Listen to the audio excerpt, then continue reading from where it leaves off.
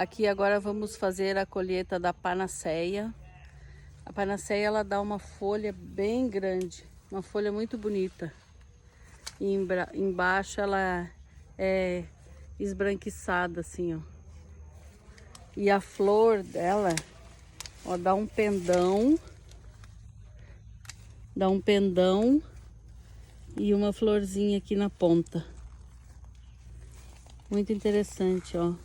Muito bonito.